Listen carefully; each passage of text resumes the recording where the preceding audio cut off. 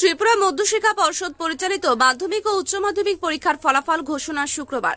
ত্রিপুরা মধ্যশিক্ষা পর্ষদ পরিচালিত মাধ্যমিক ও উচ্চ মাধ্যমিক সহ মাদ্রাসা আলিম ও মাদ্রাসা ফাজিল পরীক্ষার ফলাফল 24 মে শুক্রবার দুপুর 12টায় আগরতলা গোর্খা বস্তিস্থিত ত্রিপুরার মধ্যশিক্ষা পর্ষদের কনফারেন্স হলে এক সাংবাদিক সম্মেলনের মধ্য দিয়ে ঘোষণা করা হবে বলে জানিয়েছেন ত্রিপুরা মধ্যশিক্ষা পর্ষদের সভাপতি ড ধনঞ্জয় গণচৌধুরী।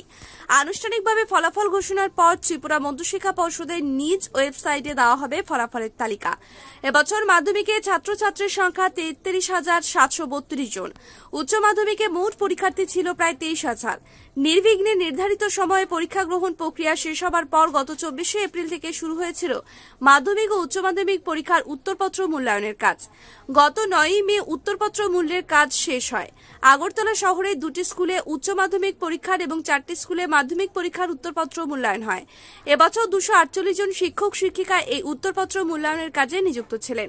নির্ধারিত সময়ে মাধ্যমিক ও উচ্চ মাধ্যমিক পরীক্ষার উত্তরপত্র মূল্যায়নের কাজ শেষ হওয়ায় শুক্রবার তথা 24 মে ঘোষণা করা হবে ফলাফল, জানিয়েছেন ত্রিপুরার মধ্যশিক্ষা পর্ষদের সভাপতি ড ধনঞ্জয় গণচৌধুরী। ত্রিপুরা থেকে বিক্রম কর্মকারের রিপোর্ট, এক্সটিভি বাংলা।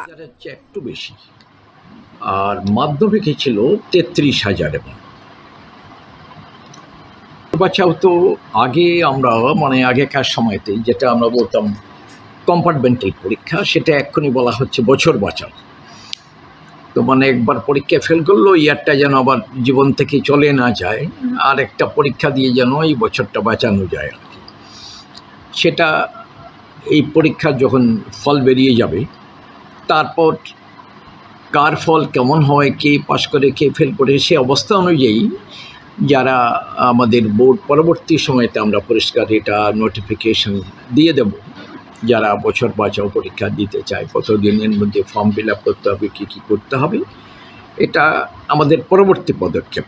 এক্ষুনি যেটা পরীক্ষার ফল বেরিয়ে যাক, তারপরে ওই বছর বাঁচাওর ব্যাপারে পরিষ্কার সব আমরা নোটিফিকেশন দিয়ে দেব। খাতা দেখা শেষ হয়ে গেছে।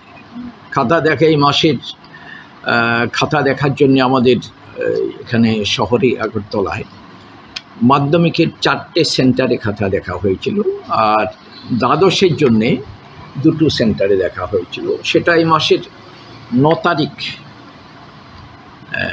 তারিখেতে খাতা দেখা শেষ হয়ে গেছে। 10 তারিখে সব জায়গা থেকে আমাদের খাতাপত্র উত্তরপত্রগুলো সব সংগ্রহ করে বোর্ডে অফিসে নিয়ে এলাম। আনার পর তো রেজাল্ট পাবলিশ করার জন্য পরবর্তী যে কাজ, সেগুলো এখন আমাদের বোর্ডে আমাদের যারা কর্মচারী রাত 9টা, 9:30, 10টার কাছাকাছিও বাজে, এইভাবে এখন কাজ করতে হচ্ছে। সারাদিন ওরা ওই 10টার সময় এসেই কাজে লেগে গেছে, এখন কাজ করছেন যারা রেসপন্সিবল অফিসার্স, এই দায়িত্বে যারা আছেন, কাজ চলছে।